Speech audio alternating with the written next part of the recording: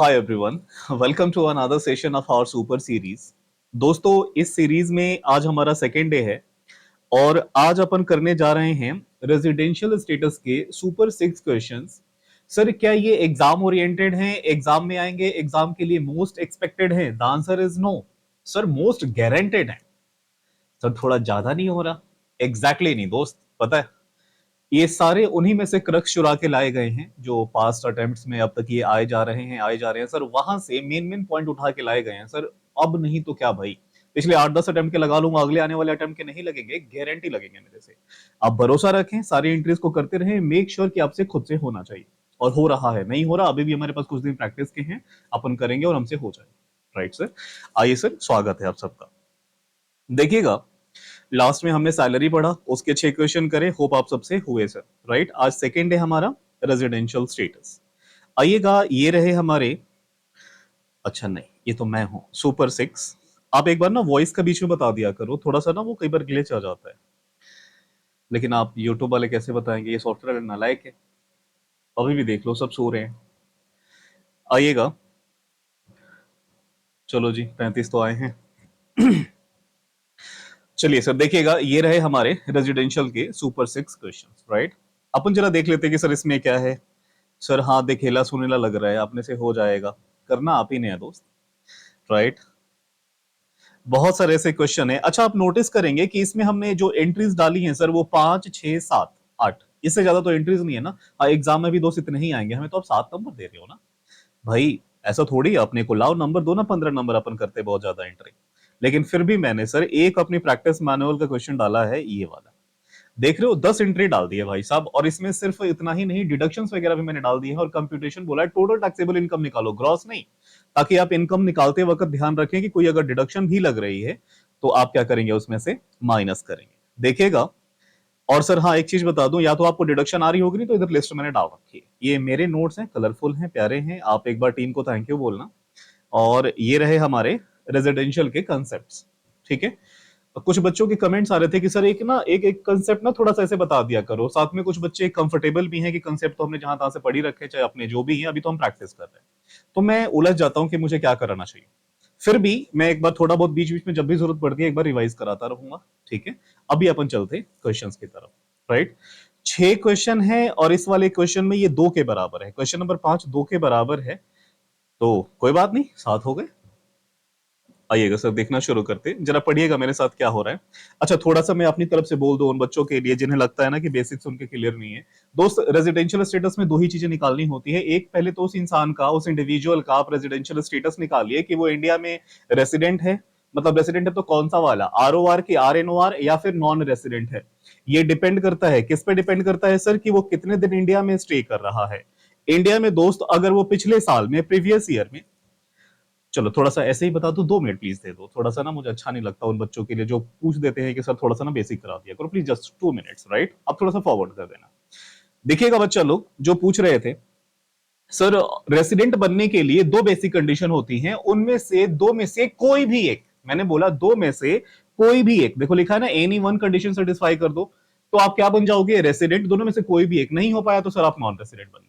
Right sir, वो basic conditions क्या है? बेसिक कंडीशन जो पहली वाली है कि प्रीवियस ईयर में आपका इंडिया में 182 डेज रहना जरूरी है, मिनिमम कितना सर, 182 डेज। प्रीवियस ईयर कौन सी सर हमारी चल रही है फिलहाल के लिए, 25-26, तो 25-26 में कम से कम आपका कितना दिन रहना जरूरी है, 182 दिन। राइट, और सर वो प्रीवियस ईयर में 182 नहीं सर, एक ना तो थोड़ा कम हो रहा है अपने को, तो 140 हो रहा है, 120 हो रहा है, ऐसे करके। तो एक दूसरा ऑप्शन भी दिया जा रहा है कि कोई बात नहीं, प्रीवियस ईयर में आप 60 दिन हो, हाँ सर 60 दिन से ज्यादा है तो 60 दिन तो प्रीवियस ईयर का लगेगा। और प्रीवियस ईयर के पीछे के 4 सालों में, उसको PPY बोलते हैं, प्रीसीडिंग प्रीवियस ईयर, पिछले साल के पिछले 4 सालों में 365 दिन आपका होना जरूरी है। अगर ये दोनों, ये टुगेदर है सर, ये चलेंगे, ये दोनों अगर आप सेटिस्फाई कर रहे हो और ये वाला नहीं भी कर रहे तो कोई बात नहीं, आप फिर भी क्या हो दोस्त, रेसिडेंट हो, क्योंकि 2 में से एक कंडीशन तो आपने सेटिस्फाई कर ही दी।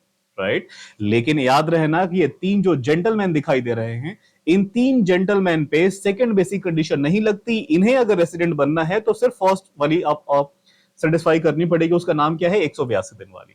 सर ये 3 जेंटलमैन कौन है, जरा देखिएगा, ये सूट वाले भाई साहब, तीनों सूट वाले भाई साहब ही हैं, ये आपकी मैंने फोटो बना रखी है, तुम्हारी है, तुम्हारी देखो अपनी फोटो। सर ये जो पहले वाले भाई साहब हैं, ये कौन है, ये इंडियन रेसिडेंट, मतलब इंडिया के ही हैं, पर्सन ऑफ इंडियन सिटीजन, और ये इंडिया छोड़ के कहां जा रहे हैं सर? विदेश जा रहे हैं जॉब पर्पस के लिए। अच्छा, जॉब कुछ भी हो सकता है, इंप्लॉयमेंट पर्पस, राइट? इंडिया के ही हैं लेकिन अब इंडिया छोड़ के विदेश जा रहे हैं इंप्लॉयमेंट पर्पस के लिए। ये पहले वाले, ऐसा आदमी जब इंडिया छोड़ के जाएगा तो प्रीवियस ईयर में 182 दिन ही होना जरूरी है। 60 प्लस 365 इस पर लगेगा, the answer is no. Second वाला सर क्या है कि ये भी इंडिया के ही हैं लेकिन सर वो नेवी वाले हैं, वो शिप पे जा रहे हैं, क्रू मेंबर, इंडियन शिप के क्रू मेंबर हैं और वो शिप पे जा रहे हैं। तो सर वो जो शिप रहती है इंडियन टेरिटोरियल वाटर के अंदर ही रहती है। कैसी बातें कर रहे हो दोस्त?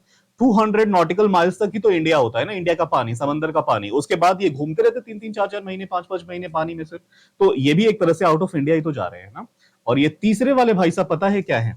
इनके नाना जी, नानी जी या फिर दादाजी या फिर दादी जी अनडिवाइडेड इंडिया में पैदा हुए हो। अनडिवाइडेड इंडिया बोले तो सर फिलहाल इंडिया बट गई, इंडिया से पहले तीनों क्या हुआ करते थे इंडिया में?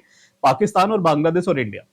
इन तीनों में इनके दादाजी, दादी जी, नाना जी और नानी जी पैदा हुए हो। और ये हो क्या रहा है कि सर ये खुद कहां रहते हैं? ये कहीं फॉरेन में रहते हैं और इंडिया विजिट कर रहे हैं। चलो बच्चों तुम्हें ताजमहल दिखा के लाते, राइट? तो ये इंडिया आ रहे हैं विजिटिंग पर्पस के लिए, और इंडिया में आए तो थोड़ा बहुत इन्होंने काम वाम करके कम से कम 15 लाख रुपए तक कमा लिए हैं, अप टू 15 लाख रुपए तक कमा लिए हैं। ऐसे 3 लोगों पे दोस्तों क्या लगता है? सिर्फ और सिर्फ से पहली वाली फर्स्ट बेसिक कंडीशन लगेगी और सेकंड इस पे अप्लाई नहीं होती। सर जो आपने बोला ये कहां लिखा है? देखो यहां लिखा है, ये जो मैंने बोला वो तीनों बातें यहां पे लिखी गई है। आपको दिखाई दे रहा है? हाँ सर। तो एक बार आप यहां से पढ़ लेंगे। इसके अलावा जब आप कंडीशन चेक करोगे तो एक बार मैं बोल दूं, देखो कितना अच्छा बनाया गया है कि प्रीवियस ईयर में मैंने कितना बोला, 182 दिन, ये प्रीवियस ईयर। और उसके पीछे 4 सालों में कितना दिन होना चाहिए? 365 दिन, या फिर ये 60 प्लस 365 वाले में चलता है ये, चाहे ये दोनों में से कोई भी सेटिस्फाई कर दो तो सर बेसिक एक वक्त हो जाती है, आप बन गए रेसिडेंट, लेकिन 3 लोगों को छोड़ के।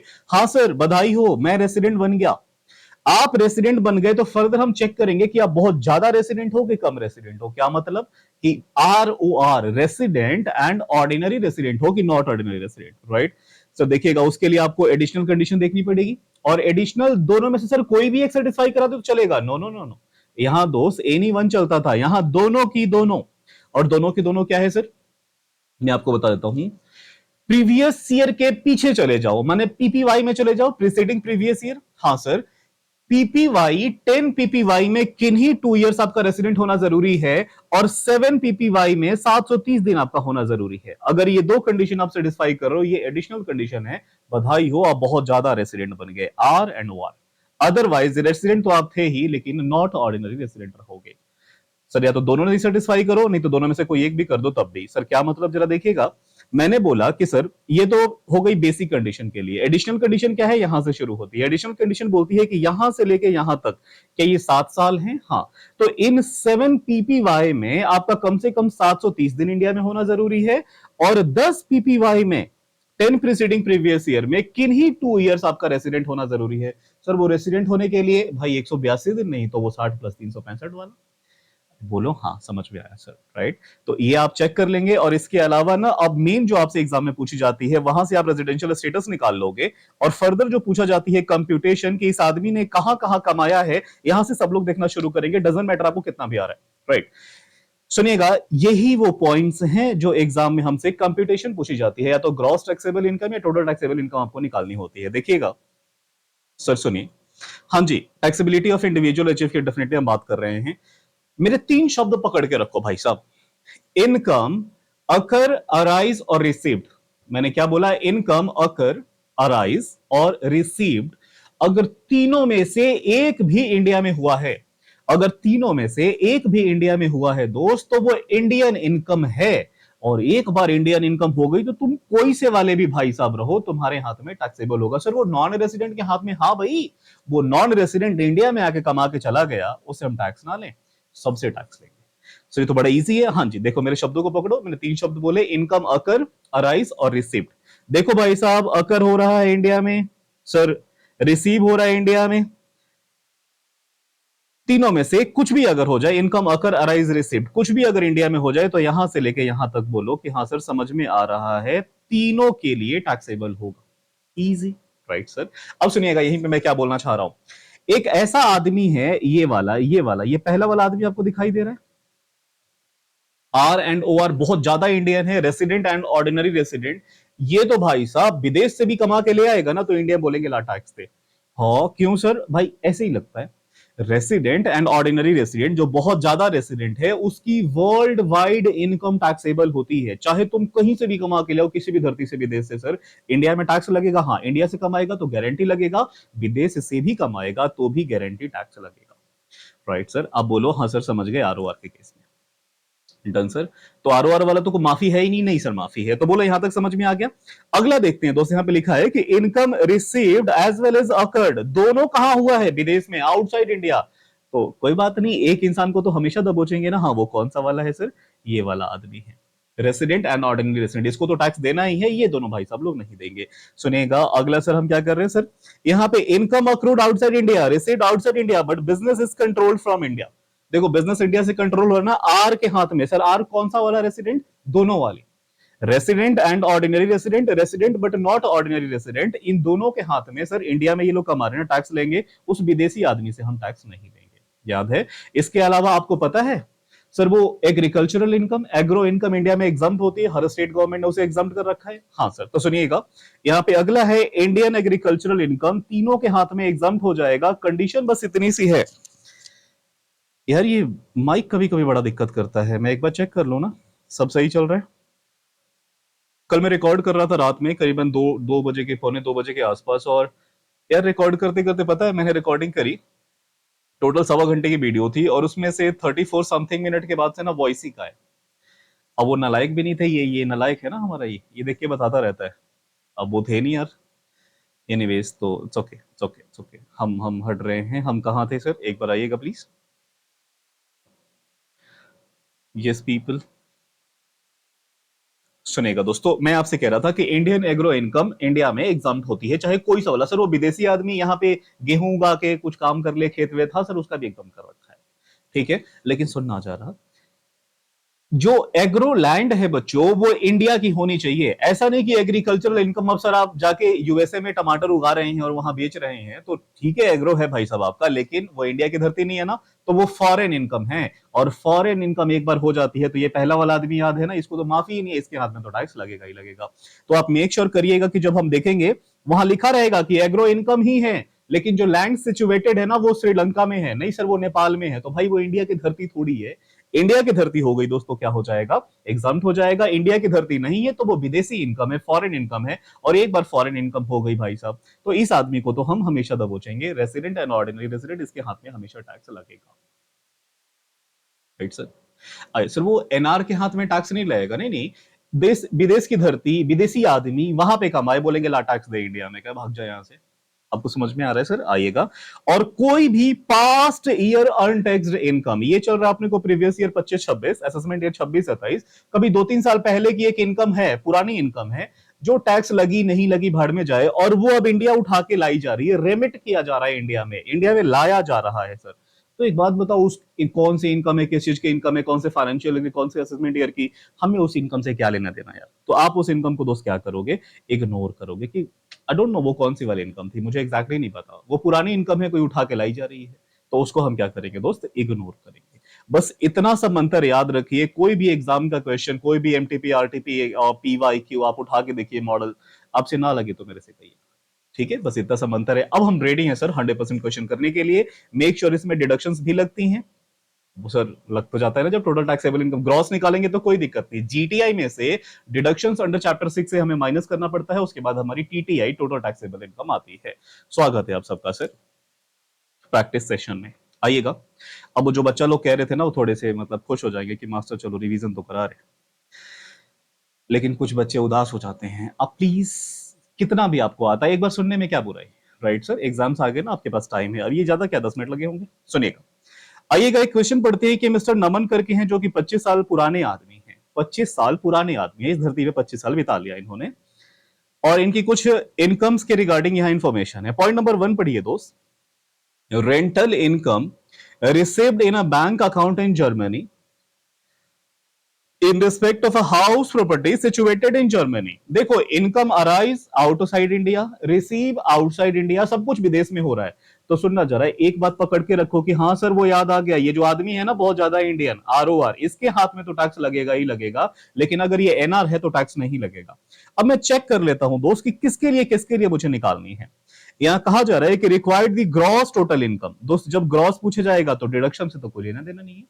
GTI निकालना है नमन का फॉर असेसमेंट ईयर 26-27, सारे क्वेश्चन 26-27 के हैं। जब हम उन्हें मानेंगे ROR और जब हम उन्हें मानेंगे नॉन रेसिडेंट, तो सिर्फ दो में ही निकालना है। हाँ जी सर, वो तीन पढ़े थे हमने, एग्जामिनर का मन वो सिर्फ एक का भी पूछ सकता है, तीन का भी पूछ सकता है, लेकिन ज्यादातर दो और एक के ही आ रहे हैं यार। तीनों के पूछोगे तो उतना टाइम भी तो चाहिए। नंबर दो ना अपने को, 15 नंबर अपन उखाड़ के आते हैं एग्जाम में। अब 15 नंबर दो, मैं तो सर वो 15 क्वेश्चन बनाऊंगा और बोलूंगा इसके बाहर से बना के दिखाओ। द थिंग इज, सुनिएगा, कोई बात नहीं, इतना अहंकार सही नहीं है मास्टर। दोस्त दिस आर नॉट अहंकार, राइट? आप लोगों को सब आता है, ये सारी बातें आप जानते हो। मेरा एक ही काम है आपका मॉरल को ना बूस्ट करना। सर यहाँ पे कॉन्फिडेंस है सर आप में सब कुछ, वो थोड़ा थोड़ा ना डाउन हो जाते हो तुम लोग इतना सिलेबस देके, मैं वही कराने आया हूँ सर। और ये अपने भी तो कुछ एक्सपीरियंस है, 2013 से यार इस फील्ड में है। मास्टर लगते तो नहीं इतने पुराने, मैं 1947 का हूँ यार। आइएगा सर, देखिएगा, ROR और NR मान के इनको आंसर कर, राइट? अब नो मजा, सुनिएगा। यहाँ देखिए सर, मैंने लिख दिया computation of gross total income mister Naman for the assessment year 26-27 particular sir amount. ये जो इधर इंफॉर्मेशन है ना बच्चा लोग, इधर दोस्त, ये वाला भरने में मेरे को टाइम लगेगा, तो मैं सीधे अमाउंट भर देता हूँ। एग्जाम में क्या लिखना है, हाँ उन्हीं में से चुरा के छोटी सी लाइन लिख देना ना। जैसे देखो यहाँ पे, या तो पूरा लिख दो नहीं तो छोटा। यहाँ पे क्या लिखोगे, rental income from Germany. Rental income from Germany foreign income हो गई। और फॉरेन इनकम दोस्तों सिर्फ और सिर्फ किसके हाथ में टैक्सेबल होती है? ROR के हाथ में, NR के हाथ में। सर एक विदेशी आदमी से विदेश की इनकम पे टैक्स मांगने जाओगे, वो बोलेगा भाग जाए यहां से। ठीक है सर, आइएगा।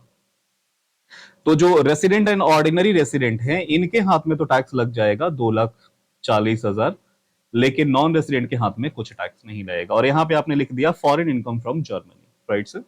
Point number 2, income from a business in India control from Germany. Business in India control from Germany received in India. देखो सर, एक तो इंडियन बिजनेस थी और इंडिया में रिसीव भी हो रहा है। मैंने हमेशा कसम खिलवा रखी है ना, तीन बातों में से एक भी हो जाए तो वो इंडियन इनकम है, और इंडियन इनकम हो जाएगी तो टैक्स तो इंडिया में देना पड़ेगा। अकर, अराइज और रिसीव, 5 लाख सर दोनों के लिए टैक्सेबल। क्या मेरे से पहले आपने कर लिया दोस्त? हाँ बोलो, हाँ, हाँ बोलने से पॉजिटिविटी, यस सर, डन। आइए सर, पॉइंट नंबर 3 प्लीज देखिएगा। एग्रीकल्चरल इनकम, देखो दिखा रहा है ना एग्रो इनकम, बच्चा यहीं तक पढ़ना, बोलता है एग्जम्प्ट। ओ भाई चेक तो कर लो कि धरती कहां की है, इंडिया की है कि विदेशी धरती है। Agricultural income from a land situated in Sri Lanka. ओ भाई श्रीलंका इंडिया में तो है नहीं ना दोस्त, तो कैसे मैं एग्जाम कर दूं? बोलो कि फॉरेन इनकम है, और फॉरेन इनकम आगे क्या है, रिसीव्ड इन श्रीलंका, विदेश में कमाई गई, विदेश में ही रिसीव हुआ। हाँ भाई, तो एक आदमी के हाथ में तो हमेशा हमेशा दबोचा जाएगा, उसका नाम क्या है, बहुत ज्यादा इंडियन, और इनके हाथ में, विदेशी आदमी के हाथ में कुछ नहीं आएगा। आप सभी बोलो हाँ, डन सर। अरे वाह, सुबह के लिटरली 6 बज रहे हैं, 6:10, और ये नालायक जाग गए। एग्जैक्टली सर,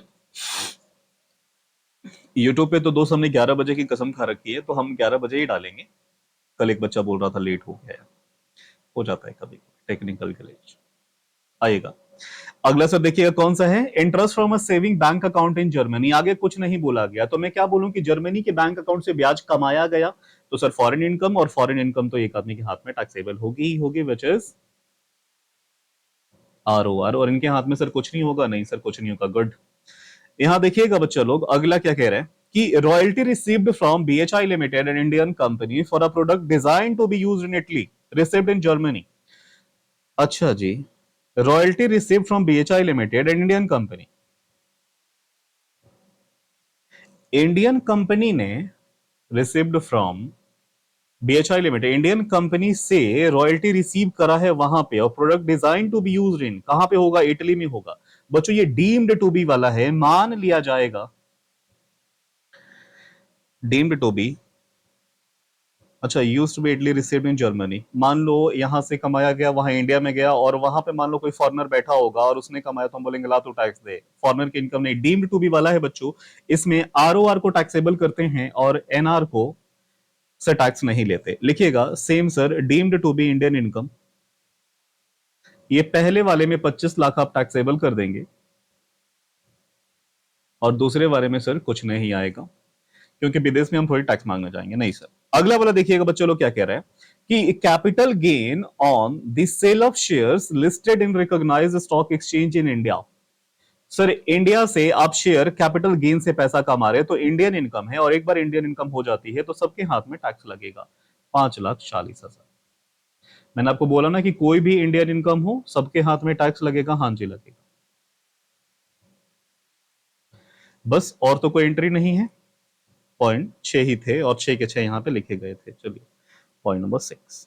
तो सर यहां हमें भरना पड़ेगा, हाँ वहीं से एक छोटा सा क्रक्स, एक लाइन निकाल लिया, इतनी बड़ी बड़ी लाइन नहीं है, वो छोटा सा टू द पॉइंट यहां लिख लिया और काम अपना हो गया, राइट। आप मुझे बता दीजिए सर कि इनके हाथ में ग्रॉस पूछा जा रहा था ना, ग्रॉस टोटल इनकम कितनी।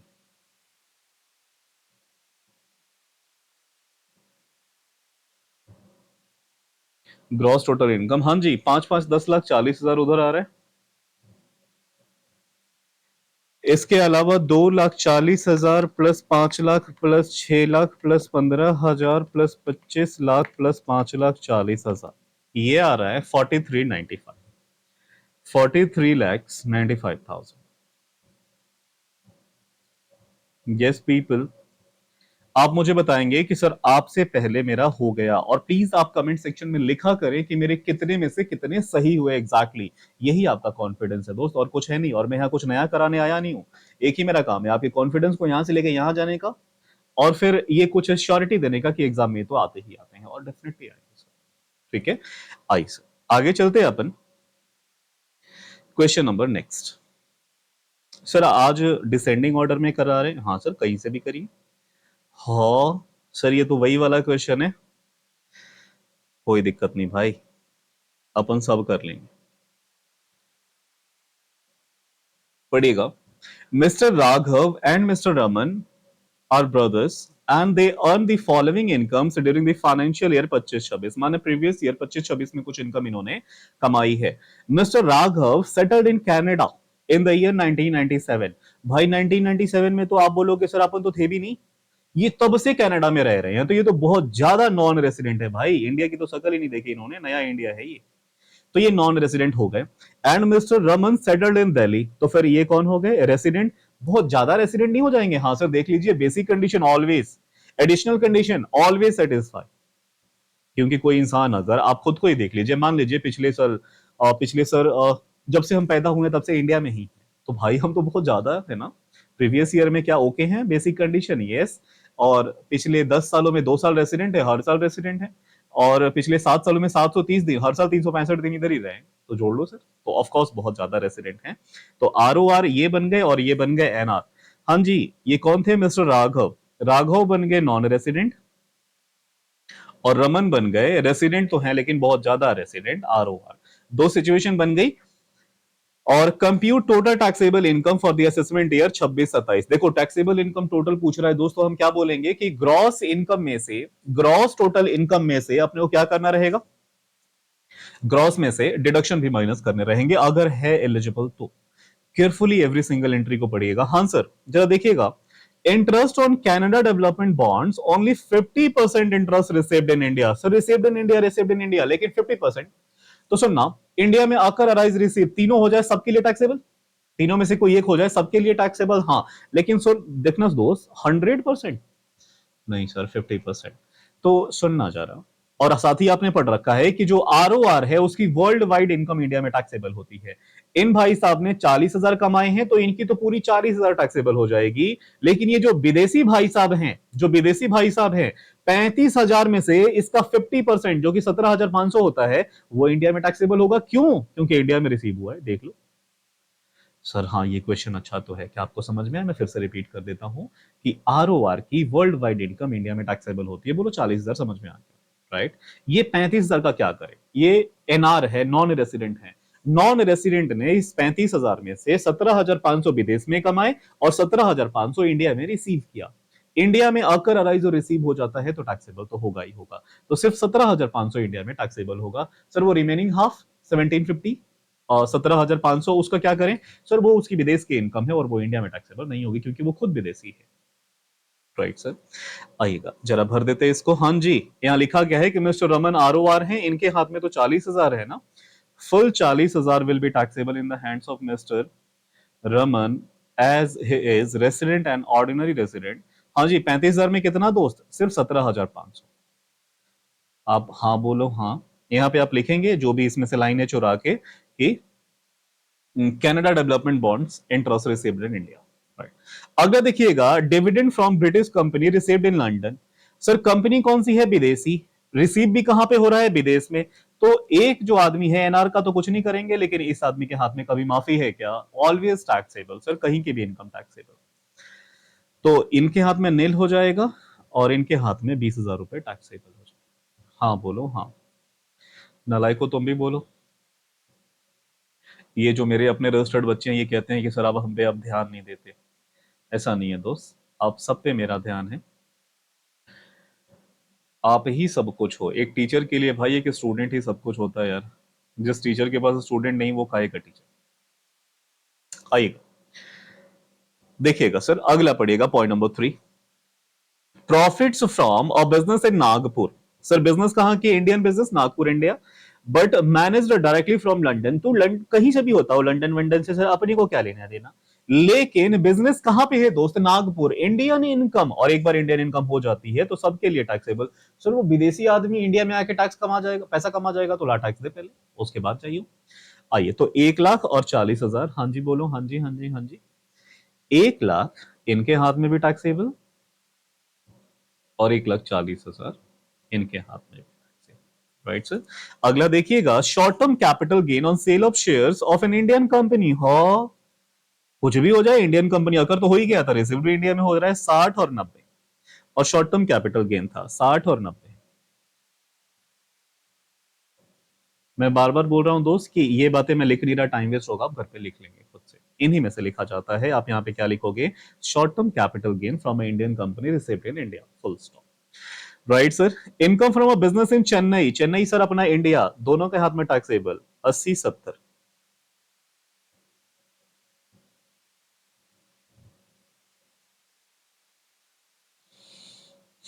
चलिएगा आगे देखिए क्या कह रहे हैं।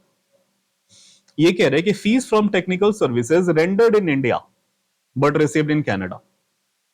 ठीक है सर, रेंडर्ड इन इंडिया आकर तो इंडिया में हो गई, सब पे टैक्स लगेगा। इस विदेशी पे 1,00,000 टैक्स ले लें, हाँ सर ले लें, और इसकी तो कोई इनकम ही नहीं है तो कोई बात।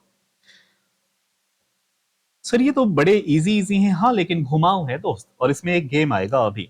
Interest on saving bank deposit in UCO bank in Delhi. Sir interest कमाया है, और यहीं पे मैं कह दूं ब्याज की इनकम कमाते हैं दोस्त, और कहां से? कौन सा बैंक है सर? सेविंग बैंक है, और इसकी उम्र क्या है? 60 से कम की है इस भाई साहब की, रमन और राघव की उम्र। चलिए नहीं गिवन है। एक होता है दोस्तों कि 60 एंड अबव के लिए, और एक होता है बिलो 60 के लिए। बिलो 60 कोई बात नहीं सर, इनकी सेविंग अकाउंट है ना। सेविंग अकाउंट अगर आप इंडिया में खुलवाओगे और इंडियन बैंक से ब्याज कमाओगे, और आप कौन होने चाहिए? रेसिडेंट चाहे नॉन रेसिडेंट। ऐसा अगर आप करते हो तो इंडियन गवर्नमेंट आपसे कहती है कि जितना आपने इंटरेस्ट कमाया है वो, और maximum 10,000 which ever is lower का हम आपको क्या दे देंगे दोस्त? डिडक्शन दे देंगे। डिडक्शन फ्रॉम, आप टीटीए निकालिए, टीटीबी भी निकालिएगा। आपने भी जिन टीचर से पढ़ा होगा सर उनकी नोटबुक एक बार निकाल लेंगे, चाहिए मैं ड्राइव में अपलोड कर दूंगा। आप इसके बारे में इंक्वायरी करते हैं तो बोलिएगा coloured concept book, deductions coloured concept book. हाँ जी सर, ये जरा देखिएगा। टीटीए मैं हमेशा डिडक्शन रटवाता हूं 3 बातें बोल के सर, वो 3 बातें हमें क्या पूछनी है? किसको मिलेगा, क्यों मिलेगा, कितना मिलेगा। किसको मिलेगा, क्यों मिलेगा, कितना मिलेगा। किसको मिलेगा से मतलब मेरा असेसी से है। असेसी कौन होना चाहिए सर? इंडिविजुअल। कौन सा वाला? दोनों वाले, इंडिविजुअल या फिर एचयूएफ, कौन से वाले? चाहे रेसिडेंट या फिर नॉन रेसिडेंट, अगर ऐसा है तो मिल जाएगा। क्यों सर? आपको सेविंग अकाउंट खुलवाना पड़ेगा सर, सिर्फ सेविंग अकाउंट, एफडी आरडी इधर नहीं चलेगा, नहीं चलेगा। आपकी उम्र अगर 60 साल से कम की है तो। हाँ जी सर। कहां पे खुलवाना है? किसी भी इंडियन बैंक में, कोऑपरेटिव बैंक में, या फिर पोस्ट ऑफिस में। पुराने नियम है तो पोस्ट ऑफिस डाला गया है, लेकिन आजकल पोस्ट ऑफिस में कौन नहीं, लेकिन अभी भी दादाजी से पूछिएगा, आप पापा से पूछिएगा, मम्मी से पूछिए, दादाजी से पूछिए, उनके उधर चलते थे पोस्ट ऑफिस में अकाउंट, राइट। हाँ सर, ऐसा हमने सेविंग अकाउंट खुलवा रखा है इन तीनों में से कहीं पे भी, तो जो ब्याज की इनकम होगी वो एक्चुअल ब्याज और maximum 10,000 which ever is lower का अपने को क्या मिल जाएगा दोस्त? डिडक्शन मिल जाएगा। तो सर यहां पे आइएगा जरा, इस भाई ने कितना कमाया है, रमन और राघव ने? दोनों में से एक विदेशी भी है, कोई दिक्कत नहीं है sir. Interest on saving bank deposit, ये तो 7,000 कमाया, ये क्या बोलूं कि ये बाद में डिडक्शन पूरा 7,000 का दे देंगे क्योंकि 10 से कम है, और इन्होंने 12 कमाया है, तो मैक्सिमम हम कितना अलाउ करेंगे डिडक्शन, सिर्फ 10,000 का। इसका मतलब है कि 2,000 रुपए पे तो टैक्स लगेगा दया, इसका मतलब है, राइट सर, एग्जैक्टली। आइएगा, हम बाद में करेंगे, अभी डिडक्शन तो जीटीआई के बाद घटाएंगे, तो अभी लिख लेते हैं इंटरेस्ट 7,000 और 12,000। सर ये हमने यहाँ टैक्सेबल क्यों करा, अभी कम करके क्यों नहीं लिखा, बाद में डिडक्शन दिया जाता है, और ये ऑफ कोर्स इंडियन इनकम है, रिसीव्ड इन इंडिया, दोनों के लिए टैक्सेबल 7 और 12, राइट सर। तो यहाँ मैं लिख देता हूं ताकि मुझे याद रहे कि 80 TTA यहाँ पे लग रहा है, चलेगा सर। इसके अलावा देखिएगा, agricultural income from a land situated in Andhra Pradesh, sir ये एपी इंडिया में है, तो फिर ये एक्चुअल का एग्रीकल्चरल इनकम है, लेकिन धरती अगर विदेश में होती तो फिर माफ नहीं करते, ये दोनों को क्या कर दूंगा मैं, एग्जाम, आप पूरा लिखेंगे exam, agro income exam in India. Yes people, अगला देखेंगे, rent received in respect of house property in Bhopal. देखो Indian income from house property given है, income from house property given है। सर वो हाउस प्रॉपर्टी कैसे आता है, पहले हम निकालते हैं ग्रॉस टोटल, और ग्रॉस टोटल इनकम कह रहा हूं, GAB, gross annual value minus municipal tax या फिर हाउस टैक्स, उसके बाद जो आता है घटाने के बाद उसे बोलते हैं एनएवी, और एनएवी में से 24A और 24B माइनस किया जाता है। 24A माने स्टैंडर्ड डिडक्शन है at the rate 30% of NAV. तो क्या मैं बोलूं कि ये दोस्तों नेट है, वैसे इन्होंने लिखा नहीं है, लेकिन रेंट रिसीव्ड फ्रॉम और इन respect of house property eight Bhopal, मैं मान के चल रहा हूं दोस्त कि ये नेट है। ये क्या है दोस्तों, नेट है। नेट माने ये इनकम फ्रॉम हाउस प्रॉपर्टी सब कुछ करके निकाला गया है। तो एक बात सुनना जरा, अपने को क्या लगता है सर, अपने को तो ग्रॉस लगता है, नेट कहीं भी हो, टीडीएस वीडीएस काट के हो, डिडक्शन घटा के हो, उसे रिवर्स हमें चाहिए, तो ये नेट है, अपने को ग्रॉस चाहिए सर। तो सुनना बच्चा लोग, क्या हो गया होगा इसमें, क्या मैं बोलूं कि 30%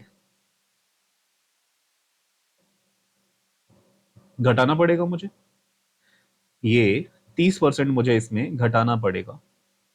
तो सर एक बात बताइएगा, आपको याद है ना हाउस प्रॉपर्टी वाला, वहां पे क्या लिखा गया था, gross annual value minus municipal value is known as NAV, net annual value. Net annual value में से आप माइनस करेंगे 24A और 24B। 24A interest, 24B interest on home loan था, लेकिन 24A क्या था, डिडक्शन कितना, 30% का, तो दोस्त इसमें से घटा दो। अब जाओ वहां पे और घटा दो, यहां पे लिखिएगा income from house property, property कहां पे है, इंडिया में ही है। तो ये 1 लाख में से 30% घटाऊंगा तो ये कितना हो जाएगा दोस्त, आप थोड़ा समझिए प्लीज मैं जो कहना चाह रहा हूं।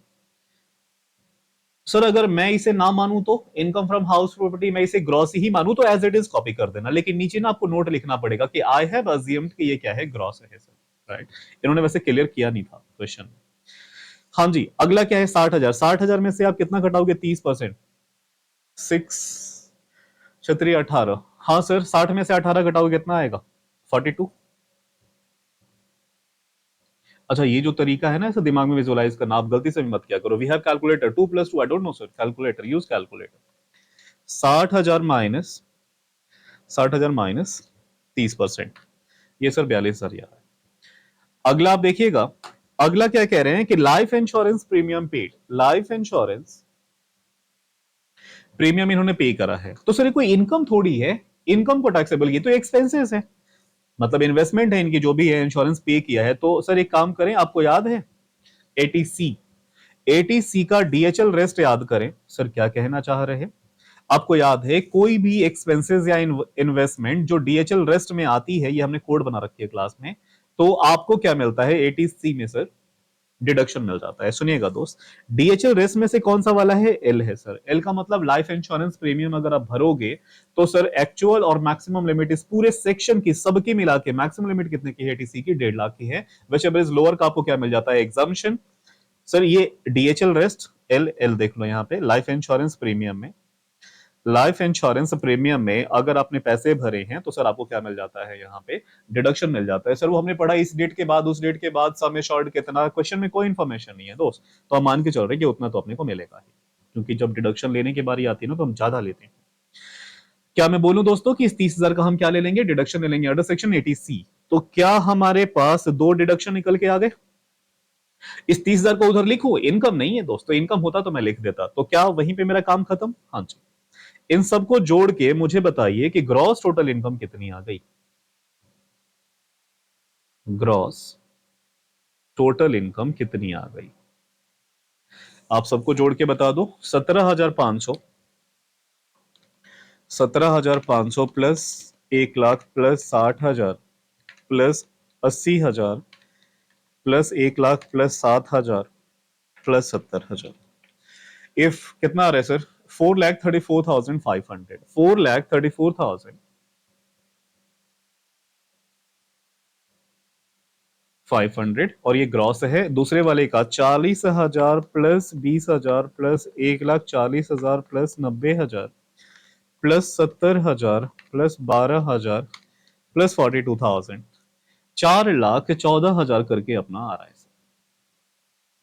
सुनेगा, ये ग्रॉस टोटल इनकम आ गई। इसमें से हम दोस्त क्या लेस करते हैं? डिडक्शन अंडर चैप्टर लेस कर देंगे। इसमें से deductions under chapter, sir 80, chapter तो सर कौन सा वाला है? 6A बोलते हैं इसको, 6A। हाँ जी, कौन कौन सा वाला? ऑर्डर में आप लिखा करें, प्रेजेंटेशन मैटर करती है। पहले 80C घटा देंगे और उसके बाद under section 80C, under section 80 TTA। Interest में टी आता है ना तो डबल टी लिख देते हैं, ये इंटर सी था। चलिए, हाँ सर, जरा एक बार देख के मुझे बताइएगा कि क्या मैं बोलूं कि टीटीए दोनों को मिल रहा था? हाँ सर। तो एक बात बताइए, पहले वाले भाई साहब ने 7,000 ही कमाए हैं इंटरेस्ट, तो मैंने आपसे क्या बोला था? ये तो पूरा जीरो हो जाएगा क्योंकि मैक्सिमम 10 लाख तक मिल सकती है, 10,000 तक मिल सकती है। और इस भाई ने 12,000 कमाए हैं तो मैक्सिमम 10,000 तक ही मिल सकता है। 2,000 तो टैक्स लगेगा ही लगेगा। सुनेगा, और 80C में किसने खर्च करे हैं? ROR ने 30,000 रुपए का, तो पूरा 30,000 में यहां से घटा ले। चले, ये सब घटाने के बाद मुझे बता दीजिए कितना आ रहा है। ये फाइनली जो आएगा इसको मैं नाम क्या दूंगा? Total taxable income. Total taxable income. हाँ जी दोस्तों, ये 434,500 ही रह गया। नील। ओहो हो, I am sorry, my bad sir. सुनिएगा दोस्तों, मैं यहाँ पे क्या बोलना चाह रहा था? मैं यहाँ बोलना चाह रहा था कि ये जीरो हो जाएगा, तो 7,000 घटाऊंगा तब जीरो हो जाएगा ना। ये पूरा 7,000 मैंने घटा दिया, अपॉलॉजी सर। ये 7,000 पूरा घटा दिया, उधर सिर्फ 10,000 घटा पाएंगे। मतलब मैं कहना चाह रहा था कि सब जीरो हो गया तो मैंने यहाँ नील लिख दिया। भाई 7,000 घटाना तो पड़ेगा ना। आइए, 434,500 में, 434,500 में मैं माइनस करूंगा 7,000 रुपए। ये 427,500 करके आ रहा है।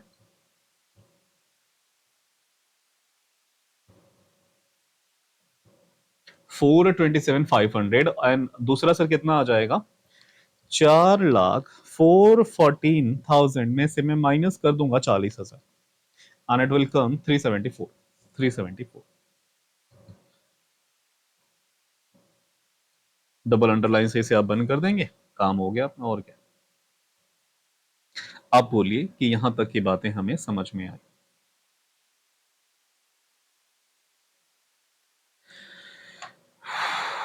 आई होप ये आपको विजिबल है। सर विजिबल देखो ना, करा देते लो। ये पूरा क्वेश्चन आ गया, राइट सर? यहां तक हमें कोई दिक्कत तकलीफ नहीं सर। हमने सिर्फ 2 क्वेश्चन करे और ये 2 क्वेश्चन के अकेले बराबर था, बाकी हम जल्दी जल्दी करेंगे, राइट सर? यहां देखिएगा, सब सही चल रहा है। हाँ, तो सही चल रहा है। मैं बार बार चेक कर रहा हूँ, अगर वॉइस रुकेगी भाई साहब तो बच्चा लोग ना बोलेंगे मास्टर आई नहीं वीडियो अभी तक। हेलो। हाँ जी, सब ठीक चल रहा है दोस्त, आइएगा प्लीज। आइए, तो यहां तक हमने कर लिया और आई होप आप सबसे भी हुआ होगा। 2 क्वेश्चन सिर्फ हमने करे अभी तक। अब अगले क्वेश्चन की तरफ जरा हम चलते हैं। क्या कहना चाह रहे हैं? क्वेश्चन नंबर 4, एक second.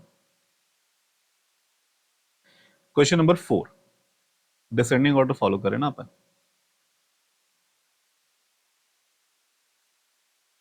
Most important. Again sir, आप एक काम करेंगे, वीडियो पॉज करेंगे और मेरे से पहले आंसर करके आप बताएंगे कि हाँ सर मेरा हो गया। आप खुद को बोलेंगे, मान लो दोस्त मैं आपके पास हूं, राइट? ऐसे बोलना मास्टर अपना हो गया, राइट? मुझे हिचकी आएगी, मैं समझ जाऊंगा आपका हो गया। आइएगा, यहां देखिए सर क्या कह रहा है। एक वरुण भाई साहब हैं जो कि सॉफ्टवेयर इंजीनियर हैं, born and brought up at Chennai. Sir ये पले बढ़े कहां पे हैं? चेन्नई में ही पले बढ़े हैं, राइट। इंजीनियर भाई साहब है वरुण, ठीक है। Left for employment on 20th अगस्त 2021 टू कंट्री एक्स। मान लो कोई भी कंट्री रही होगी, यूरोप जा रहे हैं सर, यूरोप। सर याद आया कुछ आपको?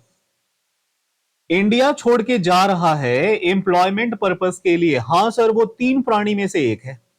वो तीन प्राणी थे ना, अजीबोगरीब। इंडिया छोड़ के जा रहा है एम्प्लॉयमेंट पर्पस के लिए, ये वाले भाई साहब।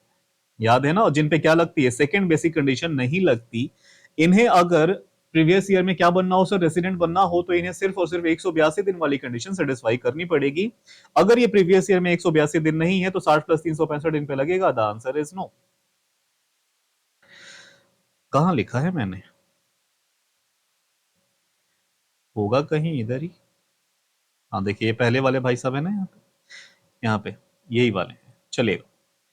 ठीक है, हमने आगे पढ़ा। He returned to India on 5 June 2025 को, या वापस इंडिया आ गए and joined ABC limited as a CEO. और उस फाइनेंशियल ईयर में उन्होंने क्या क्या कमाया है वो इन्फॉर्मेशन गिवन है। आप जरा देखिएगा, assume that incomes given above है, वगैरह वगैरह वगैरह, ये सब करके दे रखा है। आपको क्या बताना है? Ignore section 115 BAC. माने इग्नोर करना है, मतलब हमें ओटीआर से करना है, ओल्ड टैक्स रेजिम से। वैसे इसमें क्या ही फर्क पड़ जाता। Determine the residential status of Varun, residential status निकालेंगे वरुण का, and compute his total income. Total income निकालते वक्त अगर कोई डिडक्शन होती है तो आप माइनस करना ना, आपको, राइट सर। और ओल्ड टैक्स रेजिम में डिडक्शन दिया जाता है, न्यू टैक्स रेजिम में डिडक्शन नहीं है। वो तीन, वो तो कहीं फंसते ही नहीं है सर। वो याद आ गया, जेजे डबल ए, एटीसीसीएच ऐसे करके, वो सर फालतू की बातें। सुनिएगा, एक बार इनका रेजिडेंशियल स्टेटस निकालते तो दिन गिनना शुरू करें। सबसे पहले मुझे प्रीवियस ईयर में बताओ सर। प्रीवियस ईयर में दोस्त ये इंडिया वापस आए कब? ये 5 जून 2025 को इंडिया वापस आए। 5 जून 2025 को इंडिया वापस आए। सर देखिए, आज हमारा 1 जून करके हो गया ना, जो भी है, 2 जून, 1 जून ही होगा। और ढूंढो सर, रिमेंबर डेट्स। ये सुनिएगा, 5 जून 2025 को इंडिया आए। एक दिन याद रखिएगा कि जिस दिन ये इंडिया आते हैं और जिस दिन इंडिया छोड़ के जाते हैं, वो दोनों दिन इंडिया में काउंट होता है। The day he left India और comes India will be count in India. देखिए क्या लिखा है, the day on which he enters the India in India as well as leave India shall be count in India. तो ये दोनों दिन गिनने के लिए तो है ना सर, याद रखिएगा। तो दोनों दिन इंडिया में काउंट किए जाते हैं।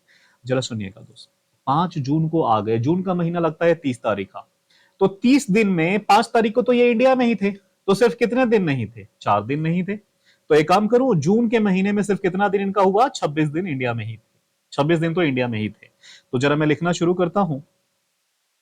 दिन गिनने जरूरी हैं सर, देखिएगा दिन गिन लेते। हाँ जी, जून के महीने में 26 दिन, और उसके अलावा जुलाई, अगस्त, सितंबर, अक्टूबर, नवंबर, दिसंबर, मार्च तक, क्योंकि हमारा सर कहां तक देखना है? 31 मार्च तक देखना है। तो ये सारे के सारे, ये सब जोड़ के बता दो, क्या 182 डेज नहीं आ रहा सर? 100 कैसी बातें कर रही है, तो बहुत ज्यादा आ रहे हैं। आप रफली मुझे बता दो। मैं ये कहना चाह रहा हूं कि बेसिक कंडीशन क्या ये 182 दिन के सेटिस्फाई कर रहे हैं? The answer is yes. बस चलो जरा इसको जोड़ के बताना। आप इसे जोड़ के बताइए कितना हुआ।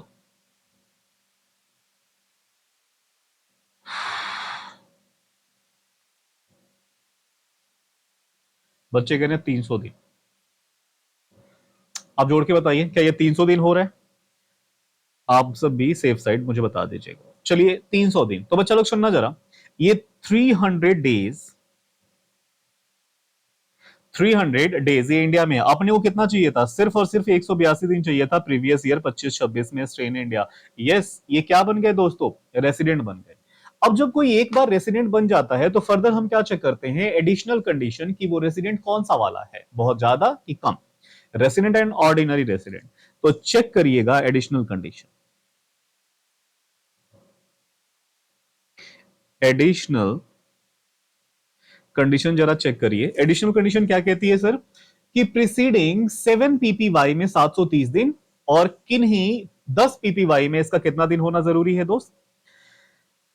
2 ईयर रेसिडेंट होना जरूरी है। तो जरा एक बार मैं देखूं कि ये कब इंडिया छोड़ के जा रहे हैं। ये इंडिया छोड़ के जा रहे हैं 20 अगस्त 2021, 21-22 में। जरा आइए, जरा मैं इस टेबल का यूज कर लूं। कब करूंगा सर? अभी नहीं तो। ये मिटता है यहाँ पे, पता नहीं क्या दिक्कत है, यहाँ पे मिटता ही नहीं है। कोई बात नहीं, 21-22 यहां पे ये इंडिया छोड़ के जा रहे हैं। महीना कौन सा चल रहा था दोस्त जब इंडिया छोड़ के जा रहे थे? अगस्त, 20 अगस्त को जा रहे हैं, 20 अगस्त को जा रहे हैं। तो सुनिएगा, अगस्त को तो जा रहे हैं, तो इंडिया में थे कब ये? अप्रैल, मई, जून, जुलाई और अगस्त। अगस्त में जिस दिन जा रहे थे उस दिन 20 तारीख थी, ठीक है, तो 20 वो इंडिया में काउंट किया जाएगा। सर अप्रैल के मुझे बता देना, अप्रैल के कितने दिन? 30 दिन। मार्च के अप्रैल मई के 31, जून के 30 और जुलाई के 31। जरा बताइएगा कि सर 21-22 में ये कितने दिन इंडिया में थे?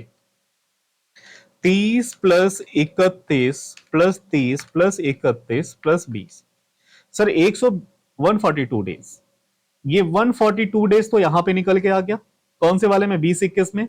इसके पहले मैं क्या बोलूं कि ये सिर्फ और सिर्फ इंडिया में ही थे? हाँ सर, क्योंकि ये पहली बार पले बड़े कहां पे है? चेन्नई में। 365, 365, 365, 365, 365, ये आपको दिखाई दे रहा है बहुत ज्यादा 365 है। तो सर ये हो तो गया, किन्हीं भी 2 साल में ये रेसिडेंट है, पिछले 10 सालों में हर साल में रेसिडेंट ये है बंदा, 182 दिन से ज्यादा है। और 730 डेज इन 7 PPY। सर नीचे से काउंट करना है, 1 2 3 4 5 6 7, यहां से लेके यहां तक में क्या ये 730 दिन इंडिया में है? तो दोस्तों यहां पे क्या हो जाएगा? 365, 365, 365, 369। सर ये 900 कुछ दिन तो इतने में ही हो गया, 730 दिन से डेफिनेटली बहुत ज्यादा है। हे इज, हेंस हे इज, ये क्या हो जाएंगे दोस्त? हेंस हे इज मतलब यहां पे आप क्या लिखेंगे? He satisfied both additional condition. Has in India, पहला वाला आप क्या लिखेंगे? 7 PPY में ये 730 दिन इंडिया में थे, और 10 PPY में ये 2 साल क्या भाई ज्यादा साल रेसिडेंट है। Hence his, hence therefore his R and ROR, मतलब ordinary resident. R and O R, resident and ordinary resident. Sir basic के लिए 182 दिन सेटिस्फाई किया था, और एडिशनल इन्होंने दोनों कंडीशन सेटिस्फाई की, तो ये क्या है? Resident and ordinary resident. पक्की बात है। अब यहां पे आप क्या लिखोगे? यहां पे लिखोगे computation of total income of mister,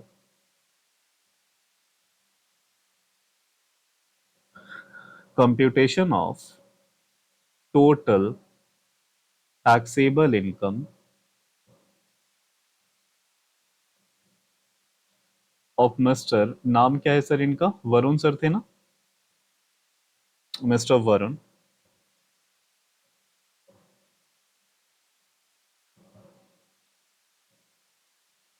for the assessment year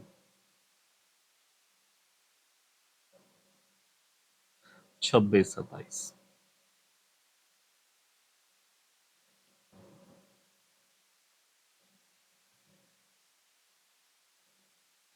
और इनके सर कितने कॉलम बनेंगे दोस्त? एक ही तो बनेगा ना, क्यों? क्योंकि ये सिर्फ आर ओ आर का हमें बताना है।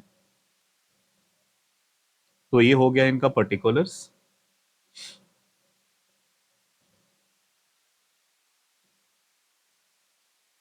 और ये बन गए रेसिडेंट एंड ऑर्डिनरी रेसिडेंट।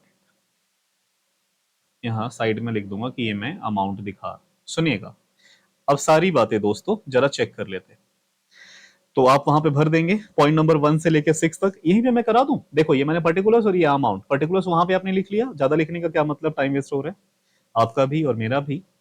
हाँ जी, इनकम फ्रॉम सैलरी। एक बात बताना दोस्त, आरओआर के हाथ में सैलरी इनकम इंडिया में कमाएगा, टैक्सेबल होगा कि नहीं? बोलो बहुत ज्यादा होगा ये taxable. Interest on fixed deposit in India, दोस्त ये सेविंग अकाउंट है कि फिक्स? सर ये सेविंग तो नहीं है, एफडी है।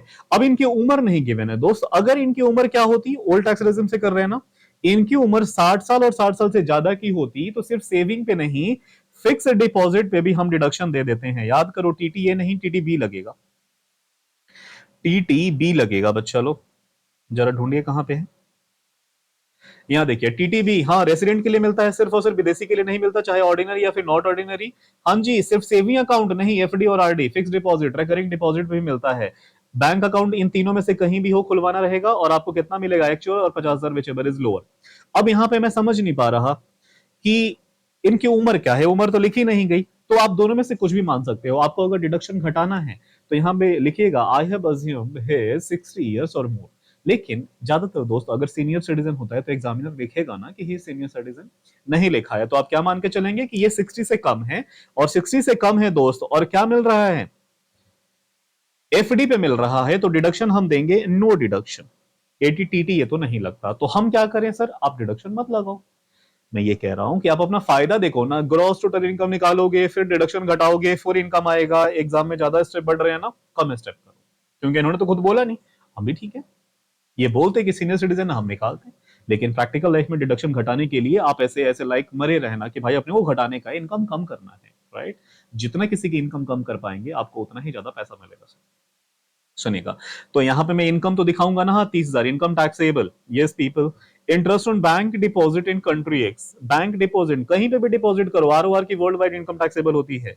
Income from state rubber state in Sri Lanka, देखिएगा अगर इंडिया होती तो ये एग्जाम कर देते, लेकिन कहां पे है दोस्तों, श्रीलंका है ना, तो ये हमसे कहना चाह रहा है कि रबड़ है ना, तो बच्चा वो 65 और 35 वाला रेशियो लगा दे, और बिजनेस इनकम सिर्फ 35 माने और 65% एग्रो मान के एग्जाम कर दे। भाई बोलो मैं पागल थोड़ी हूं, श्रीलंका की जमीन है, तो सर ये क्या हो जाएगा, fully taxable. Income from business in Malaysia, Malaysia foreign income R के हाथ में taxable, yes taxable. Royalty income from a company in Dubai, foreign income taxable. तो सर ये तो सब टैक्सेबल हो गया। यहां पे लिख दीजिएगा ग्रॉस टैक्सेबल इनकम, यहां पे जीटीआई या फिर टीटीआई, मैं मान के चल रहा हूं कि यहां पे आपने सारी बातें लिख दी, 6 एंट्री, और यहां पे लिखिएगा ग्रॉस टोटल इनकम या फिर टोटल टैक्सेबल इनकम, दोनों वही आ जाएगा क्योंकि मैं डिडक्शन नहीं घटा रहा। कितना आ जाएगा, सबको जोड़ दो। हाँ जी, 9,30,000 plus 50,000 plus 2 lakh plus 4,50,000 plus 1,20,000, finally ये 17,50,000 1,17,50,000, यस ठीक है, 17,50,000 करके आ रहा है दोस्त। तो यहां पे लिख दीजिएगा कि जीडीआई या फिर टीटीआई 17,50,000, बात खत्म, राइट, वेरी इजी। तो इसमें जो निकालना था वो हमें क्या निकालना था, हमारा टाइम थोड़ा सा लगेगा ये निकालने में। वाह कितना गंदा लिखा है मास्टर, क्या फर्क पड़ता है यार, चलेगा, ये निकालने में अपने को टाइम लगेगा, और वो कंप्यूटेशन में तो बहुत इजी रह गया इनका। Easy question number 4 is done. Now moving to question number 3। क्या है 3 में भाई साहब, आ जाओ जी, आ जाओ आ जाओ। हाँ ये कह रहे हैं कि ऋषि हैं जो प्रोवाइड कर रहे हैं अपनी इनकम की डिटेल्स 2026-27 के लिए, और इन्हें मानना है कि पहले ये आरओआर है, फिर मानना है कि नहीं नहीं नहीं, आर तो है लेकिन नॉट ऑर्डिनरी रेसिडेंट हैं, और एक बार मानना है कि ये रेसिडेंट एनआर है, नॉन रेसिडेंट। ये तीनों मान के इनकी अलग अलग इनकम है जो हमें टैक्सेबल करके दिखा दीजिए। ये सर सब लोग ठीक चल रहे हैं, ठीक चल रहे हैं, सुनिएगा बच्चा लोग।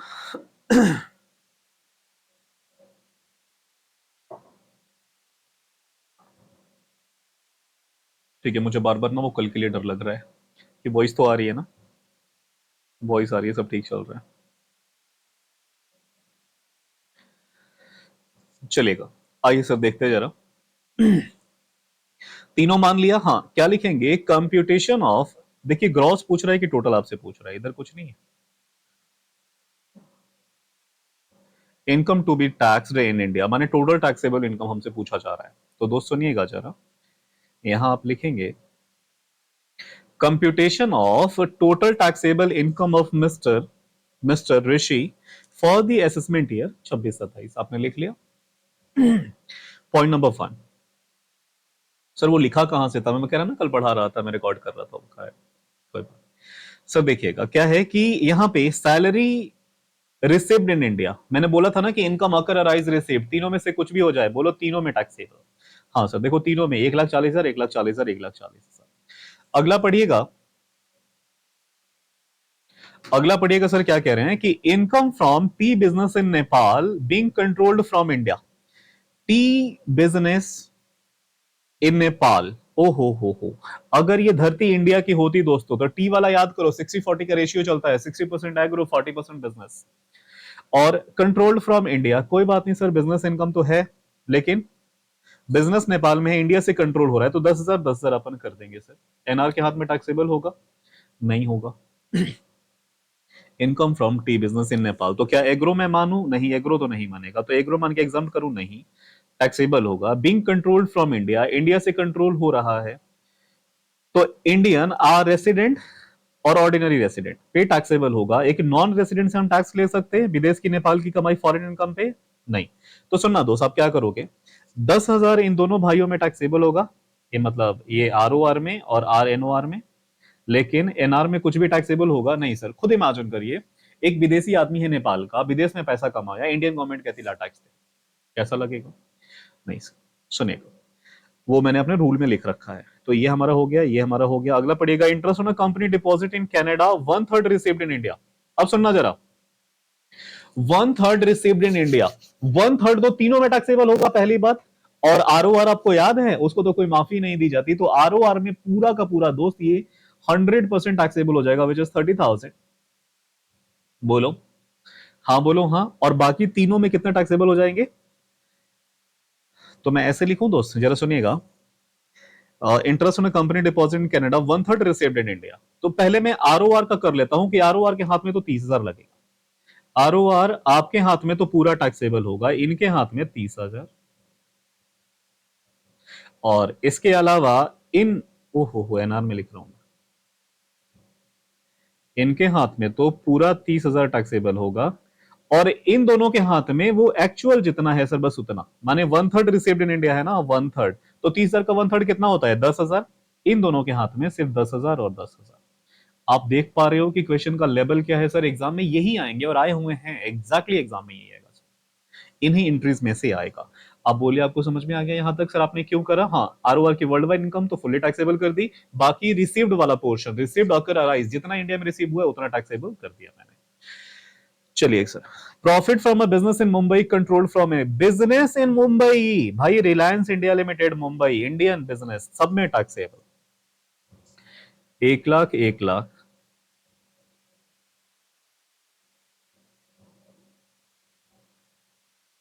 इंडियन इनकम सब में टैक्सेबल, 1 लाख, 1 लाख, 1 लाख। अगला पढ़िएगा, प्रॉफिट फॉर द ईयर 23-24, हम असेसमेंट ईयर 26-27 कर रहे हैं, from a business in Tokyo remitted. भाई साहब, इंडिया में क्या किए जा रही है, पुरानी कोई इनकम है जिसे अनटैक्स इनकम होगी, रेमिट इंडिया में किया जा रहा है।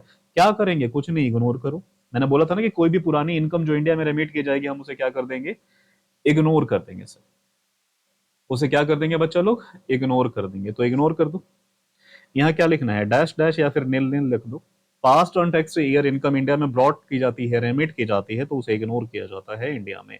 हाँ सर, अगला पढ़िएगा, income from property in India received in USA. मैं ये कह रहा हूं कि अकर तो इंडिया में हो गई, और एक बार इंडिया में अकर हो जाती है तो तीनों में टैक्सेबल, 45,000, 45,000।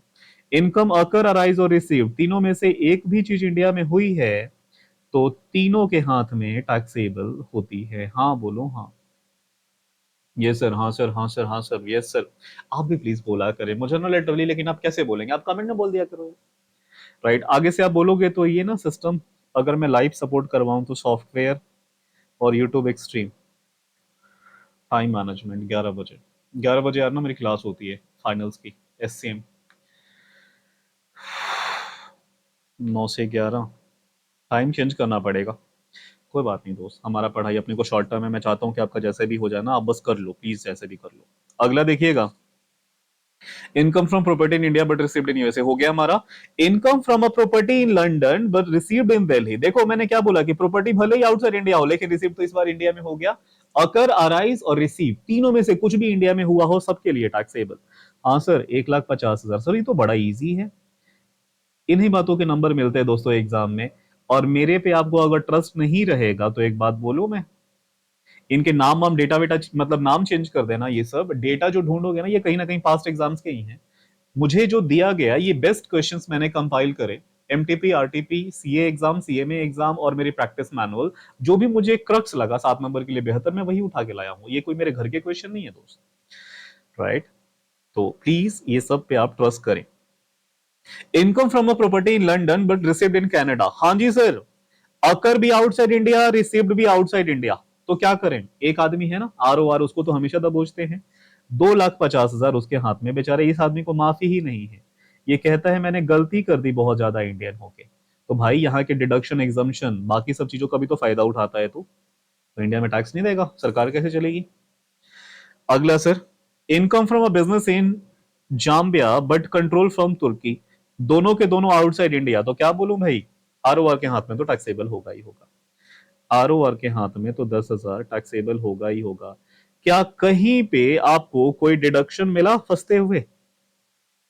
एक डिडक्शन नहीं मिला सर। तो क्या मैं बोलूं जीटीआई और टीटीआई, ग्रॉस टोटल इनकम और टोटल टैक्सेबल इनकम, यही हो जाएगी? हाँ जी सर, क्योंकि नया तो कुछ मिला नहीं अपने को। निकाल दीजिए और बताइए कितना। हम जस्ट वेटिंग, हम just waiting. 1,40,000 plus 10,000 plus 30,000 plus 1,00,000 plus 45,000 plus 1,50,000 plus 2,50,000 plus 10,000। Yes people, 7,35,000। भाई इधर मेरे से भी चैंपियन लोग हैं। 7,35,000 इसके हाथ में टैक्स लगेगा।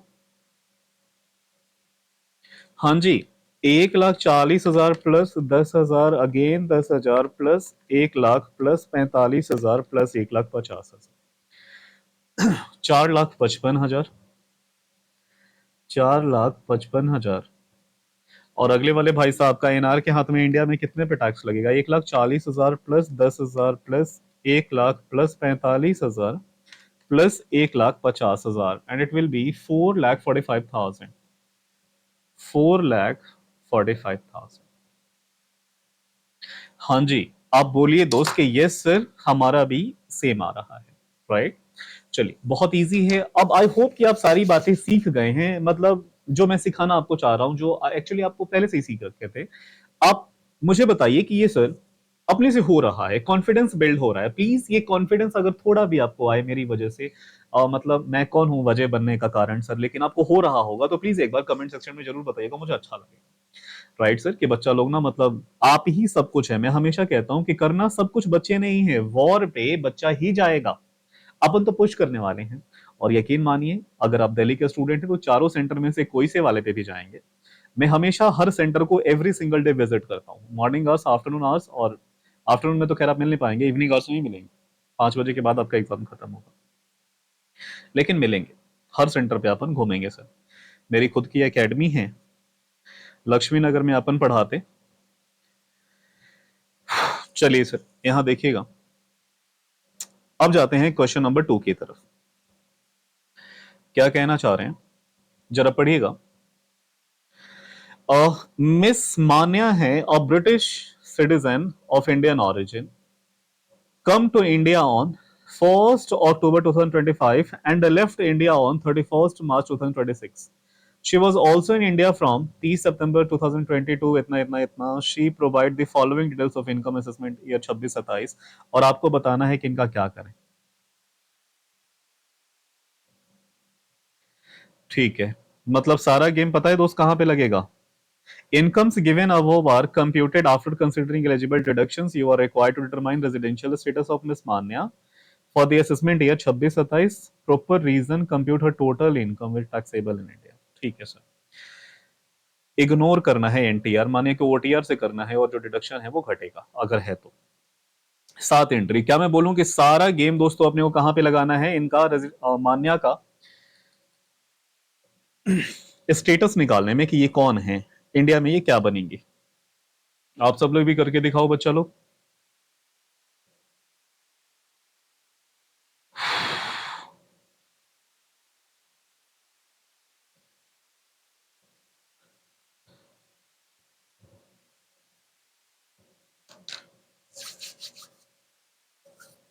यार ठंडी लग रही है, ऐसी ज्यादा चल रहा है।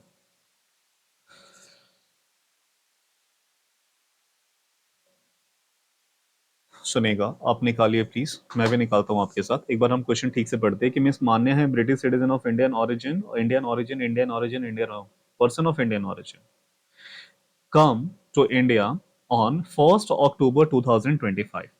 तो पहले previous and left India on 31 March 2026। जरा 25-26 में हम निकालते हैं कि ये मैडम इंडिया में कितने दिन थी। Computation of residential status of miss Manya answer number 2। हाँ जी, computation of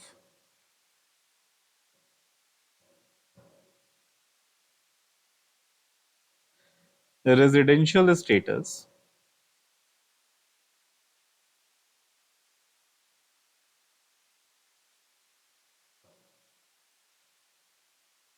miss Manya for the assessment year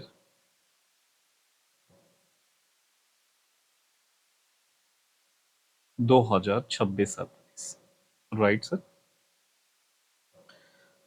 आइए जरा चेक करते हैं कि previous year stay in India इनका कितना है।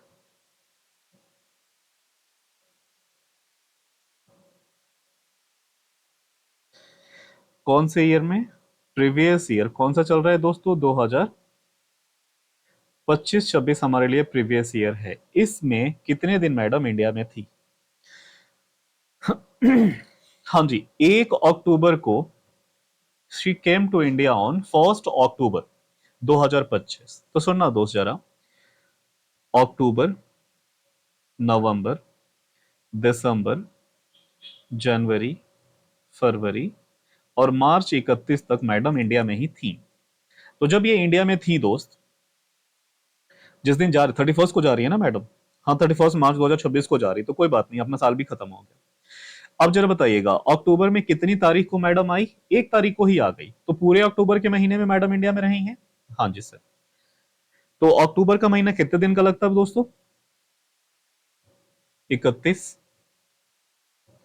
नवंबर 30, दिसंबर 31, जनवरी 31, फरवरी 28, चेक करने ना लीप ईयर तो नहीं है ना, और मार्च 31। आप मुझे चेक करके बताओ कि प्रीवियस ईयर में मैडम का स्टे इंडिया में कितने दिन का बन रहा है।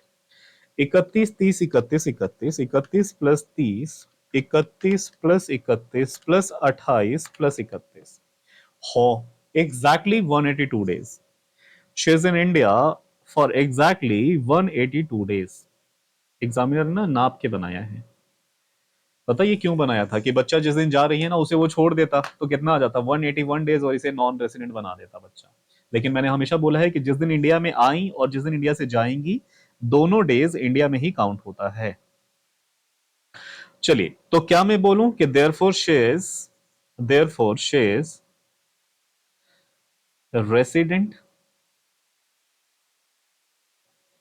In India.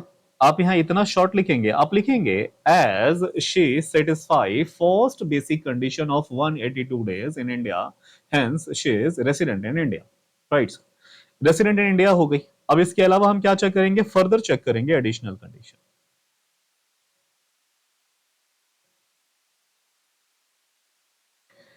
ये रही हमारी बेसिक कंडीशन। दूसरा हम चेक करेंगे दोस्तों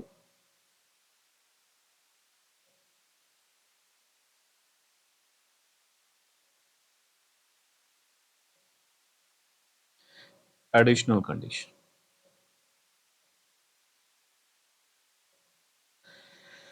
हाँ जी, एडिशनल कंडीशन में आप क्या चेक करते? प्रीवियस ईयर में, मान लीजिए यहां पे मैंने लिख दिया, ये मेरा प्रीवियस ईयर है, ये मेरा असेसमेंट ईयर है। प्रीवियस ईयर में मुझे चेक करना पड़ेगा। एग्जाम में ऐसे प्रेजेंटेशन दिखा सकते हैं सर इस वाले फॉर्मेट में 100% इसके ज्यादा नंबर मिलेंगे। सर वो 7 से तो ज्यादा नहीं मिलेंगे ना। हाँ, लेकिन द थिंग इज कि एग्जामिनर को भी ना शॉर्टकट चाहिए, मतलब कि टू द पॉइंट आपने उसको समझा दिया। क्या लैंग्वेज लैंग्वेज लैंग्वेज, इतनी ज्यादा थीसिस लिखेंगे अपना दिमाग ही बोलता है यार मत कर। द थिंग इज ऐसे प्रेजेंट किया करो दोस्तों, पूरे नंबर मिलेंगे। एग्जामिनर को चाहिए कि कोई मुझे इजीली समझा दे। राइट, प्रीवियस ईयर में दोस्तों ये कितने दिन हो रहे हैं इनका? 182 डेज।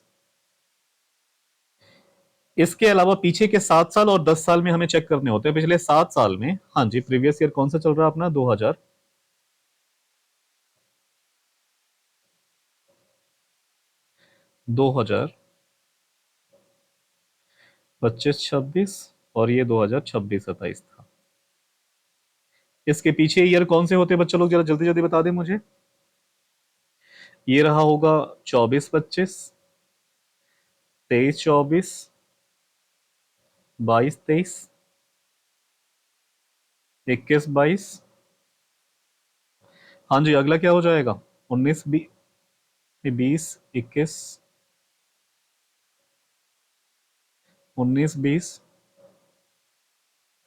18 19 17 18 हो गए। 1 2 3 4 5 6 7 8 हुए, दो और लगेगा। और यहाँ पे क्या चेक करूँ? 17 18 हो गया सर, और 16 17 15 16। अब मुझे चेक करने हैं कि 15 16 16 17 17 18 19 20 21 22 23 24। ठीक है, जरा एक बार फिर से चेक करते हैं एडिशनल कंडीशन ये कितना सेटिस्फाई कर रही है मैडम। What is this?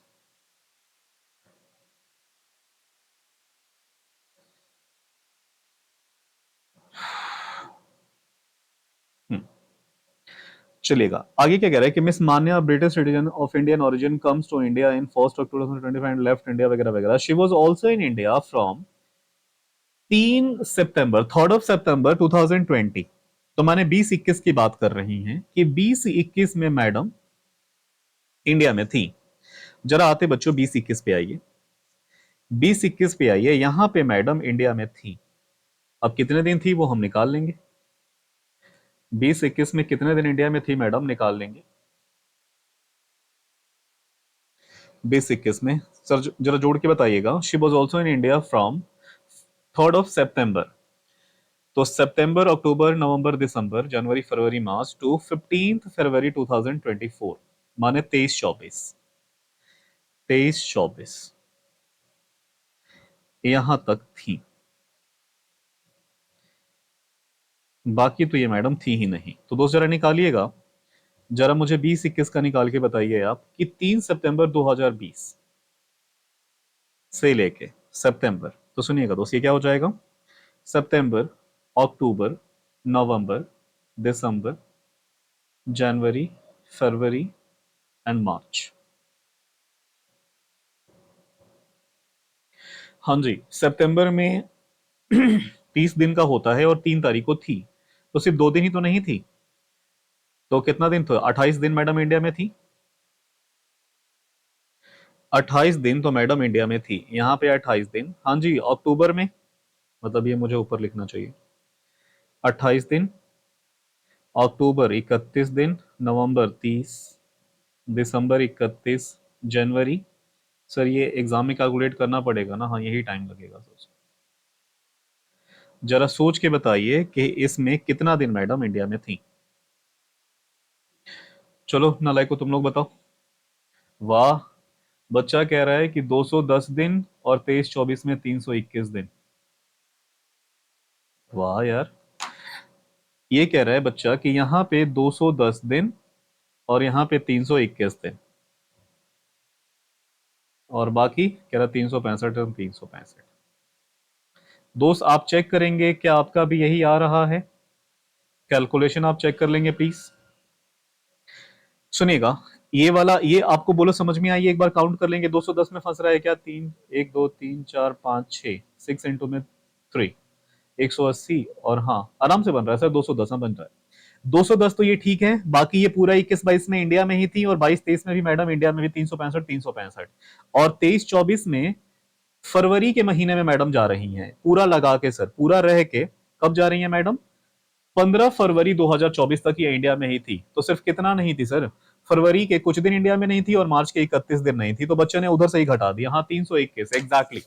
जरा ये मुझे सोच के बताइएगा, मुझे क्या चेक करना था कि पिछले 10 सालों में यहां से लेके यहां तक में किन्हीं 2 साल ये रेसिडेंट हैं। क्या मैं बोलूं कि 182 दिन, 182 दिन अगर ये रह जाती तो रेसिडेंट हो जाती?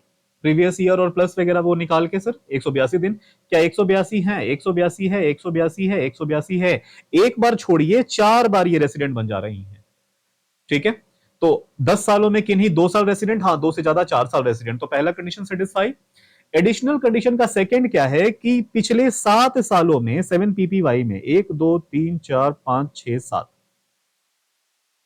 यहां से यहां तक में इनका 730 दिन रहना जरूरी है। तो जरा मैं काउंट कर लूं, इस पीपीवाई में नील आ रहा है। ये जोड़ के बताइएगा सर, 730 दिन तो 3 6 9, 900 तो कुछ दिन इधर ही हो गए, तो 730 दिन वाला भी सेटिस्फाई कर रहा है, तो अपन क्या बोलेंगे, therefore she satisfied both additional conditions. वो दोनों के नाम लिख देंगे, 730 डेज इन 7 PPY, और दूसरा वाला कौन सा है sir, 2 years resident out of 10 PPY। Hence shares क्या बन जाएंगे sir, resident and ordinary resident, resident and ordinary resident. और फर्दर आप क्या निकाल दोगे दोस्तों, जब ये बन रही है computation of total taxable income, computation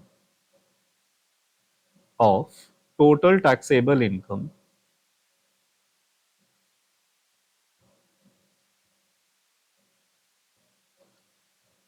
of miss Manya करके थी ना ये,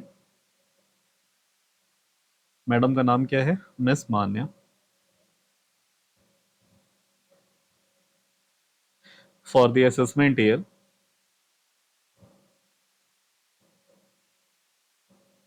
26-27।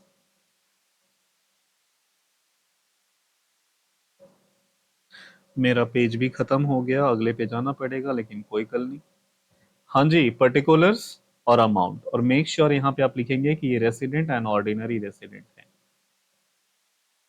सुनिएगा दोस्त जरा, मैं यहीं पे करा दूं, मैं इसी वाले में मान लो कि ये पर्टिकुलर्स और अमाउंट मैंने वहां पे लिख दिया है, राइट। सुनिएगा दोस्त, हाँ जी, salary received in India, ROR के हाथ में taxable, yes. Income from preceding previous year, previous year का भी नहीं, उसके भी पिछले साल का है, from a property in London received in London and remitted to India. भाई फॉरेन इनकम इंडिया में रेमिट की जा रही है, क्या मैं बोलूं इसको इग्नोर करना है, इसको इग्नोर करना है, आप सभी बताइए बच्चा लोग। ये सर इग्नोर करना है, चलिए। तो ये तो टैक्स नहीं हुआ, आप लिखेंगे आंसर में ignore. Income from house property in London received in India, ROR की तो भाई साहब वर्ल्ड वाइड इनकम टैक्सेबल होती है। तो आप नोटिस कर रहे हो कि जिनमें हमें कंप्यूटेशन करनी पड़ रही है कि वो कितना दिन इंडिया में रेसिडेंट बना, नॉन रेसिडेंट बना, उसमें इजी ये वाले प्रेजेंटेशन बहुत इजी है। तो ये इजी, वो थोड़ा सा टाइम लग रहा है, टाइम कंज्यूमर। टैक्सेबल सर ये क्या है, profit from business in Nepal controlled from India, India से कोई बिजनेस कंट्रोल होगा इंडियन होगी, which is received in Nepal. Sir ROR की वर्ल्ड वाइड इनकम टैक्सेबल है, क्यों सोच रहे हो। Income from property in USA received in London, property भी यूएसए में, अकर भी यूएसए में, रिसीव्ड भी इन लंदन में, विदेश दोनों विदेश, लेकिन फिर भी आरओआर के लिए taxable. Income from house property in India received in London, कोई बात नहीं, हाउस प्रॉपर्टी इंडिया में तो है टैक्सेबल, राइट सर। अगला, income on a company deposit in London 1/3 received in India, 1/3 देखो बाकी लोग होते ना वो आर, एनओआर और एनआर, उनमें इसका हम 1/3 ले जाते, और आरओआर के हाथ में तो पूरा 60,000 ही टैक्सेबल हो जाएगा। तो आप यहाँ पे क्या निकालोगे दोस्त, जीटीआई एंड टीटीआई कितने के बराबर, आप सबको जोड़ के बता दो। सिर्फ इसको इग्नोर करना था कि ब्रॉटेड income past year untaxed income brought India में किया जा रहा है, तो सर वो इग्नोर होता है। 8 lakh plus 4,23,500 plus 3,25,000 plus 2,50,000 plus 3 lakh plus 60,000, right sir. 21,58,500, 21,58,500 करके अपना आ रहा है, 21,58,500 आप वहां जाके लिख दोगे, ये मेरा आ रहा है 21,58,500।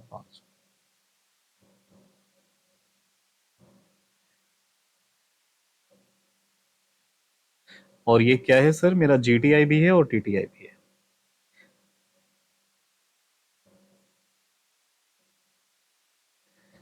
ग्रॉस टोटल इनकम या फिर टोटल टैक्सेबल इनकम, राइट। दोस्त अगर आपसे ये क्वेश्चंस लग रहे हैं, ट्रस्ट में एग्जाम में आप फोड़ के आओगे।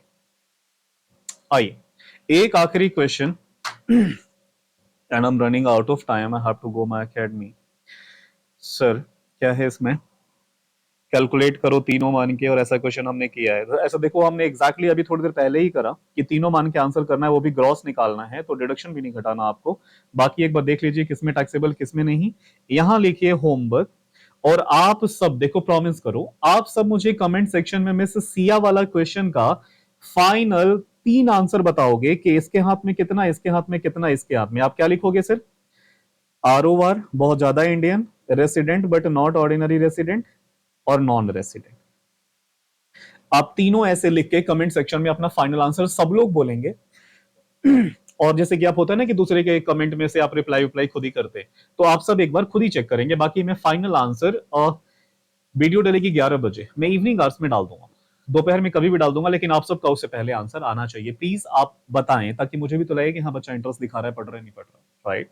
तो आज की सेशन दोस्तों हम यहीं पे खत्म करते हैं। ये सारी पीडीएफ आपको आफ्टरनून के बाद मिल जाएगी। क्या होता है ना कि पहले अपलोड करना पड़ता है, फिर लिंक वगैरह तो डालने रहते हैं, ये मैनेजमेंट वाले करेंगे, मैं तो वीडियो अभी डाल के चला जाता हूँ।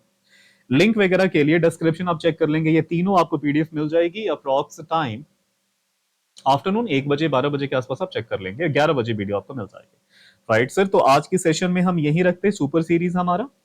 बाकी के लिए अगला हमारा जो भी शेड्यूल रहेगा उसमें हाउस प्रॉपर्टी शायद हो सकता है, एचपी हम करेंगे, HP capital gain and onwards everything sir. आपके एग्जाम तक इनकम टैक्स पे तो आपको मैं कमांड करा ही दूंगा, जीएसटी के भी उधर उठा रखे हैं मैंने, कस्टम वैल्यू और टाइम, राइट। आज के लिए इतना ही, फिर मिलते हैं। पढ़ते रहिए, मुस्कुराते रहिए सर, बहुत ज्यादा पढ़िए। मैं हमेशा कहता हूँ, लास्ट में 15 घंटे बोला था ना, 16 घंटे ले जाओ, पागलों की तरह पढ़ो, 6 घंटे सोने का और कुछ नहीं करने का। चलो 7 घंटे सो लो, लेकिन उसके अलावा कुछ नहीं। Bye bye, take care.